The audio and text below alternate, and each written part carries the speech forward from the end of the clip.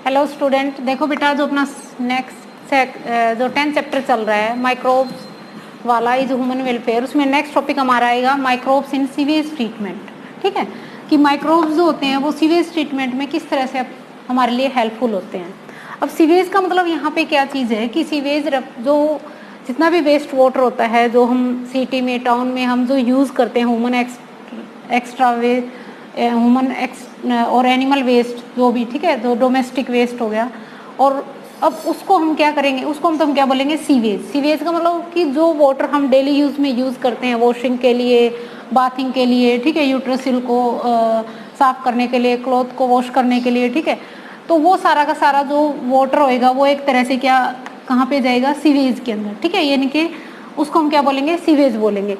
अब ये जो सीवेज वाटर होएगा उसको हमने क्या करना है, लेस पोल्यूटेड करना है। ठीक है, वो पहले ज़्यादा पोल्यूटेड है तो उसको हम क्या करेंगे, थोड़ा सा कि दोबारा उसका रीयूज़ करें। ठीक है, तो उसको ट्रीट करने के लिए जो सीवेज, उसको ट्रीटमेंट प्लांट करेंगे उसको, यानी कि अलग अलग प्लांट्स लगाए जाएंगे जहाँ पे जो भी पोल्यूटेड वाटर है, सीवेज वाटर है, उसको एक जगह कलेक्ट करेंगे और डिफरेंट उसके अंदर स्टेज के अंदर उनको हम क्या करेंगे, उस जो पोल्यूटेड वाटर है उसको हम क्या करेंगे, लेस पोल्यूटेड बनाएंगे ताकि उसको हम दोबारा रीयूज़ कर सकें किसी भी पर्पज़ के लिए। ठीक है, अब जो माइक्रोब्स होते हैं naturally present in the sewage, कुछ माइक्रोब्स ऐसे होते हैं ज़्यादातर जो यहाँ पे सीवेज ट्रीटमेंट के अंदर क्या होते हैं कि treatment method of the waste is done by the heterotrophic microbes. Naturally जो हेट्रोट्रोपिक माइक्रोब्स होते हैं नेचुरली जो कि सीवेज के अंदर प्रेजेंट होते हैं, उसके थ्रू भी हम जो वेस्ट वाटर है उसको हम क्या कर सकते हैं, ट्रीट कर सकते हैं, उसको ठीक कर सकते हैं। तो ये जो मेथड, इनके हमारे पास दो ऐसे मेथड होते हैं जिसको हम, जो वेस्ट वाटर होता है उसको हम ट्रीट करेंगे, जो प्राइमरी मेथड है और एक सेकेंडरी मेथड, और जो टर्सरी मेथड है उसको हम क्या करेंगे यहाँ पे, also removal by the nutrient by the chemical process. जो प्राइमरी अगर मेथड की अगर हम बात करें, इन दिस स्टेप के अंदर जो physical removal of the floating and जो सस्पेंडिंग सॉलिड फ्रॉम, यानी कि जो सॉलिड वेस्ट होता है through the filtration and the sedimentation. Sedimentation का होता है कि जो फ्लोटिंग डेब्रिस हैं उनको हम क्या करें, फिल्टर कर लें। फिल्टर करने के बाद उसको हम उसको हम नेक्स्ट टैंक के अंदर क्या कर दें, भेज दें, ताकि जो ग्रिट है, सैंड है, स्मॉल पेपर्स हैं, उनको हम क्या करेंगे, सेंडिमेंट करेंगे। सेंडिमेंट का मतलब वो कि नीचे जम जाएगी जो भी कंकर पत्थर होते हैं। ठीक है, और जो फ्लोट डेब्रिस है उसको हम फिल्टर के थ्रू क्या कर लेंगे, उसको रिमूव कर लेंगे। अब उसके अंदर हम सम टाइम के बाद उसमें अल्गम और आयरन सल्फेट एडिड कर देंगे ताकि जो फ्लोटिंग एंड जो setting down of the solid, तो ये जो सेंडिमेंट्री है उसको हम प्राइमरी स्लैग बोलेंगे एक तरह से। और जो इसके ऊपर अब सुपरनेटिनिटी इज कॉल्ड एफरेंस, जो उसके ऊपर कुछ तैरता रहेगा, तो प्राइमरी स्लैग्स कंपोस्ट इन लैंड फील्ड्स के अंदर, और जो एफरेंस है उनको हम क्या करेंगे, सेटिंग ट्रंक के अंदर सेकंड ट्रीटमेंट के लिए भेज देंगे। अब सेकंड ट्रीटमेंट में हम क्या करेंगे, यहाँ पे इस मेथड के अंदर क्या करेंगे, यहाँ पे ऑक्सीडेटिव टैंक यूज करेंगे ट्रिंकलिंग फिल्टरिंग मेथड के द्वारा, और एक्टिवेट करेंगे स्लैग मेथड के द्वारा। तो ये जो एक्टिवेटेड एरिटेशन जो टैंक है वहाँ पे कॉन्स्टेंटली उसमें क्या करेंगे, एल्गिनेट मैकेनिकली एयर उसमें पंप्ड करेंगे, और उसके बाद यहाँ पे जो एक्टिवेटेड स्लैग्स है उसको हम क्या करेंगे, इनकुलेटेड अलाउ टू ग्रोथ। यहाँ पे जो एरोबिक्स माइक्रोब्स है उनकी ग्रोथ के लिए उसको कुछ टाइम के लिए छोड़ देंगे। अब यहाँ पे large number of aerobic heterotrophic जो माइक्रोब्स हैं वो एरिटेशन टैंक के अंदर क्या करेंगे, ग्रो करेंगे। कुछ एल्गी होंगे, ठीक है, कुछ फिलामेंट्स होंगे, कुछ यहाँ पे फंजाई, कुछ बैक्टीरिया और कुछ प्रोटोजोआ। इस फॉर्म को हम क्या बोलेंगे, फ्लॉग्स बोलेंगे। ठीक है, फ्लॉग्स का मतलब यहाँ पे एक mass of bacteria associated with कुछ फंजाई। ठीक है, और वो यहाँ पे ये जो माइक्रोब्स हैं वो अब कंज्यूम कर लेंगे ऑर्गेनिक मैटर को और एफिएंट्स को।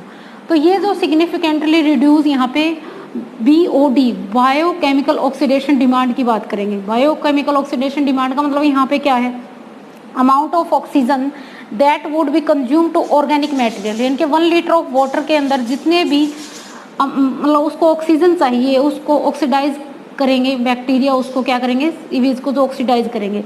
तो BOD यहाँ पे test measure rate of uptaking oxygen, और जो माइक्रोब्स हैं वो वाटर के अंदर क्या करेंगे, यहाँ पे वाटर एंड इनडायरेक्टली जो BOD है organic matter present in water. अब ये जो सीवेज है उसको ट्रीट करने के बावजूद यहाँ पे BOD इज रिड्यूस 10 से 15% ड्रॉप। तो ये एविडेंस उसको सेंटिंग टैंक में भेज देंगे और वहाँ पे जो क्या बनेगा, फ्लक्स का मतलब क्या बताया था कि ये मास ऑफ जो बैक्टीरिया और फंगस, तो वो उसको एक्टिवेटेड स्लैग बना देंगे। ठीक है, अब उसको क्या करेंगे, a small part of activated sludge is pumped back into aeration tank के अंदर और उसको इनकुलेशन करेंगे। यहाँ पे the removal major part of the sludges pumped out in a large tank से उसको हम क्या करेंगे, रिमूव कर लेंगे। कुछ एनारोबिक स्लैग्स डिजास्टर्स इसके अंदर, इनके different kind of the anaerobically bacteria इस डिजास्टर टैंक के अंदर ग्रो करेंगे। अब during this digestion the bacteria is mixture of gases such as a methane, ठीक है, हाइड्रोजन सल्फाइड्स और कार्बन डाइऑक्साइड, ये gases to form a biogas के रूप में हम इसको क्या कर देंगे, वहाँ से रिमूव कर लेंगे। और जो स्पेंट स्लैग्स है उसको हम एज ए मेन्योर और ए फर्टिलाइजर के रूप में यूज़ करेंगे। और फिर हम जो अब इसके थ्रू हम जो सेकंड ट्रीटमेंट है उसके थ्रू हम, जैसे गंगा एक्शन प्लान की बात की, वहाँ पे भी जैसे पोल्यूटेड हो गया तो उसके थ्रू भी हम इस जैसे रिवर को साफ करना या जो सीवेज वाटर है, और जो टर्सरी मेथड है उसके द्वारा हम कुछ chemical process, removal of the nutrient को हटा के और केमिकल प्रोसेस के थ्रू हम वेस्ट वाटर को हम क्या कर सकते हैं, ट्रीट कर सकते हैं। तो ये जो है ये microbes as a sewage of waste treatment, यानी कि जो सीवेज वाटर है उसको हम किस तरह से, किस मेथड के द्वारा हम जो वाटर है उसको हम क्या कर सकते हैं यहाँ पे लेस पोल्यूटेड, ताकि वो दोबारा उसको हम क्या कर सके, रीयूज कर सकें। अब नेक्स्ट देखो बेटा, नेक्स्ट टॉपिक हम आएगा microbes and bio control agent. ये भी मोस्ट इंपॉर्टेंट है, ये तो नाम लेके ही आता है इसमें, सीवेज ट्रीटमेंट वाला भी इंपॉर्टेंट है। अब माइक्रोब्स जो होते हैं वो बायो कंट्रोल एजेंट के रूप में हम किस तरह यूज़ करते हैं। देखो जो ड्यूरिंग द कल्टीवेशन काफ़ी सारी हम क्रॉप्स ग्रो करते हैं और उन क्रॉप्स को अच्छी हिल्ड लेने के लिए काफ़ी सारे इंसेक्टिसाइड, पेस्टिसाइड, विजिसाइड हम उनके अंदर डालते हैं, जो कि बहुत ज़्यादा कॉस्टली भी होते हैं और वो हार्मफुल होते हैं ह्यूमन हेल्थ के लिए और इन्वायरमेंट के लिए और किसी भी एनिमल के लिए। ठीक है, तो इस कुछ ऐसे माइक्रोब्स होते हैं जिनको हम यूज़ करके, ताकि हमें कम से कम पेस्टिसाइड, इंसेक्टिसाइड का यूज़ करें, तो कुछ नेचुरल मेथड में जो पेस्ट एंड जो पैथोजन होते हैं कंट्रोलिंग, काफ़ी सारे ऐसे वायरस होंगे, बैक्टीरिया होंगे, फंजाई होंगे, जो कि अदर इंसेक्ट होंगे, जो कि हम ऐसे बायो कंट्रोल के रूप में उसको यूज़ कर सके, बायोलॉजिकल कंट्रोल, यानी कि फील्ड के अंदर। जैसे जो लेडी बीड्स होते हैं, बीटल होते हैं, जैसे ब्लैक कलर के, वाइट कलर के, जिनकी बॉडी के ऊपर मार्क्स होते हैं। ठीक है, ड्रैगन फ्लाइज की बात कर सकते हैं, और एफिड्स होते हैं काफ़ी सारे, और मॉस्किटोज होते हैं। तो कुछ ऐसे ये माइक्रोब्स होते हैं जो नेचुरली मेथड के थ्रू किसी भी पैथोजन को, जो क्रॉप को ख़राब करने वाले हैं, उनके ऊपर क्या करते हैं, अपना इफेक्ट डाल के उसको सेव करते हैं। ठीक है, अब काफ़ी सारे ऐसे एग्जाम्पल हैं जिससे microbes as a bio control के रूप में यूज़ करते हैं। सबसे पहले सॉइल के अंदर एक बैक्टीरिया होता है बेसिलस थ्यूरोजेनेसिस, ठीक है, बीटी कॉटन नाम से। इनके बेसिलस थ्यूरोजेनेसिस क्या है कि ये एक बैक्टीरिया है जो कि यहाँ पे जो बीटी कॉटन का मतलब यहाँ पे क्या है, शॉर्ट नाम दिया बेसिलस थ्यूरोजेनेसिस, यानी कि कॉटन की जो क्रॉप के अंदर जो इंसेक्ट लगता है उसमें ये क्या करता है, उसको उससे प्रोटेक्ट करेगा। क्या करेगा, उसके अंदर कुछ ऐसे केमिकल टॉक्सिक रिलीज करेगा जिसको क्राई प्रोटीन बोलेंगे। ठीक है, जैसे ही जो बॉल होती है उसकी बॉल वो जो उसके ऊपर लगती है जिसके अंदर कॉटन होता है, उसके अंदर ये क्या करेगा, जो इंसेक्ट है वो होल बनाएगा। ठीक है, तो ये यहाँ पे उसी टाइम एक क्राई प्रोटीन नाम रिलीज कर देगा। क्राई प्रोटीन एक तरह का उसके अंदर प्रोटीन रिलीज करेगा जिससे कि जो इंसेक्ट है वो उस टाइम क्या कर जाएगा, वहाँ पे किल कर देगा। यानी कि उसके अंदर पहले से ही ऐसी कैपेसिटी होएगी इस क्रॉप के अंदर, ठीक है, उस सीड के अंदर, ताकि वो इंसेक्ट को क्या कर दे, किल कर दे। ठीक है, तो control of the caterpillar of the butterfly जैसे उसके लिए भी यूज़ करते हैं। कुछ ऐसे फ्री लिविंग फंजाई हो गए जैसे ट्राइकोड्रामा, उसकी काफ़ी सारी स्पीसीज होते हैं, वेरी कॉमनली रूट इकोसिस्टम, ये भी काफ़ी सारे इफेक्टिव बायो कंट्रोल पैथोजन के रूप में यूज़ करते हैं। कुछ बैकोनो वायरस यानी कि ग्रुप ऑफ वायरस होते हैं जो pathogen that attack the insect and दूसरे जो आर्थ्रोपोडा होते हैं। आर्थ्रोपोडा कौन से होते हैं, जैसे जो मॉस्किटो होते हैं एक तरह से, ठीक है, जैसे कॉकरेज हो गया, तो वो इस ग्रुप से बिलोंग करेंगे। जैसे न्यूक्लियोपॉलीहेड्रल वायरस, ये जो वायरस होते हैं या जो ये जो स्पीसीज, ये नेचुरल एक्सपेक्ट्रम इंसेक्टिसाइड एप्लीकेशंस होती हैं। इनके ये कुछ ऐसे इनका एक नेगेटिव इफेक्ट होता है प्लांट्स और एनिमल के ऊपर, बर्ड के ऊपर, फिश के ऊपर, बट इनका मेन जो टारगेट होता है वो क्या करता है, जो इंसेक्ट को किल करना होता है। इसलिए हम इसको पेस्ट मैनेजमेंट के प्रोग्राम के लिए भी हम इसको यूज़ करते हैं, ठीक है। बैकबोन वायरस मतलब एक ग्रुप ऑफ वायरस जो कि यहाँ पे पैथोजन के ऊपर अटैक करेगा। देखो microbes as a bio fertiliser, bio fertiliser का मतलब कि यूज़ ऑफ केमिकल जो फर्टिलाइजर हम यूज़ करते हैं उसका क्या करेंगे, एग्रीकल्चर के अंदर जैसे डिमांड बढ़ेगी बट इन्वायरमेंट के लिए वो क्या होएगा, पोल्यूटेड होएगा, ठीक है। अब हम इस केमिकल फर्टिलाइजर का कम से कम यूज़ करके कुछ ऐसे माइक्रोब जिसको हम ऑर्गेनिक फार्मिंग भी बोलेंगे, यानी कि विदाउट जो इंसेक्टिसाइड और पेस्टिसाइड का यूज़ करके जो भी हम एग्रीकल्चर के अंदर उसको क्रॉप को ग्रो करने के लिए यूज़ करेंगे तो हम उसको क्या बोल देंगे यहाँ पे, ऑर्गेनिक फार्मिंग या बायो फर्टिलाइजर। अब इसके अंदर काफ़ी सारे जैसे यहाँ पे कुछ ऐसे जैसे symbiotic nitrogen fixation bacteria, symbiotic nitrogen fixation bacteria, symbiotic का मतलब वहाँ पे कि दो ऑर्गेनिज्म एक साथ रहें और वो दोनों के लिए बेनिफिशियल हो। कुछ ऐसे बैक्टीरिया यानी कि जो लेग्यूमिनेजी प्लांट होते हैं, लेग्यूमिनेजी जैसे मान लो चना है, काउपी है, उनके अंदर उनकी जो रूट नोडुल होते हैं उनके अंदर क्या होते हैं, राइजोबियम बैक्टीरिया रहता है जो कि यहाँ पे नाइट्रोजन फिक्सेशन करने के लिए क्या करेगा, हेल्पफुल होएगा। तो काफ़ी सारी इसमें ऐसी राइजोबियम जो symbiotic associated with the root of leguminosae plant, और काफ़ी सारे एक डजन ऑफ बैक्टीरिया हैं, स्पीसीज हैं राइजोबियम की जो कि यहाँ पे रूट नोडुल के साथ रहेंगे और वो उसको क्या करेंगे, यहाँ पे नाइट्रोजन फिक्सेशन करने के लिए हेल्प करेंगे, ठीक है। नेक्स्ट यहाँ पे symbiotic nitrogen fixation cyanobacteria, cyanobacteria यहाँ पे क्या है, जैसे लाइकेन हो गया, साइकस हो गया, एजोला हो गया, ठीक है।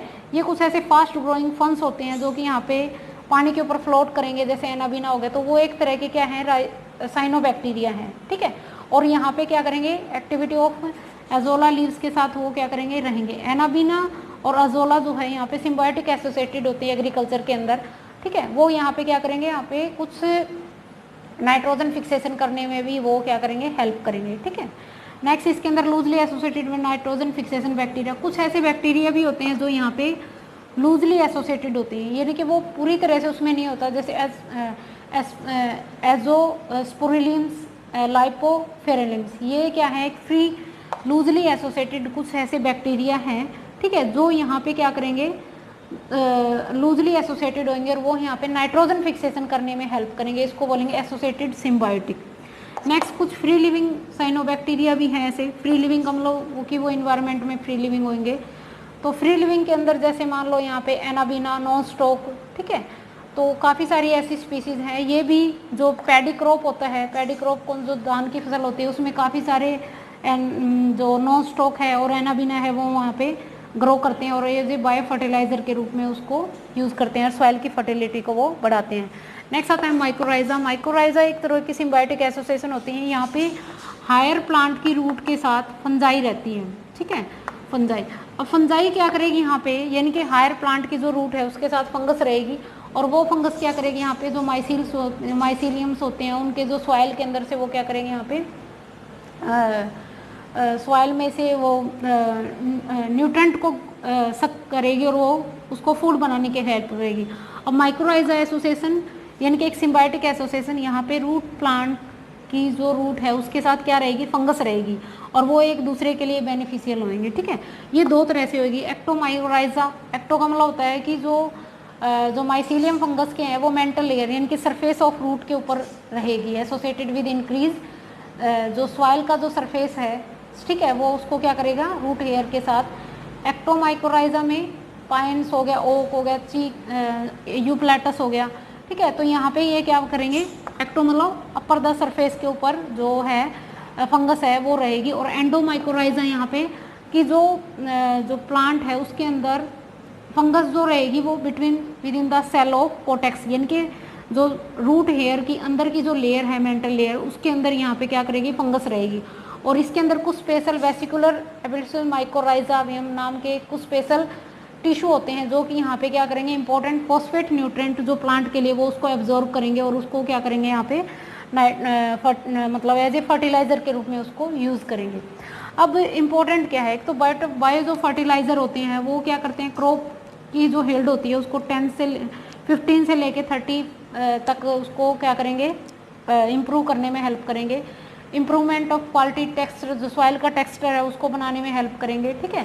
प्लांट को किसी भी तरह का डाउट है, सेंटिलिटी है, उससे उसको बचाने में हेल्प करेंगे और पैथोजन को वो ख़त्म करने का काम करेंगे और they promote the plant the growth for in producing vitamin और जो ग्रोथ है, ठीक है, प्लांट की, उसको वो क्या करेंगे, प्रमोट करेंगे और प्रमोटिंग द सब्सटेंस। तो ये जो माइक्रोब्स होते हैं जिनको बायो फर्टिलाइजर के रूप में हम यूज़ करेंगे, ठीक है, इसके अंदर ये काफ़ी सारे इंपॉर्टेंट पॉइंट हैं, आप इसको लर्न कर लेना। Thank you.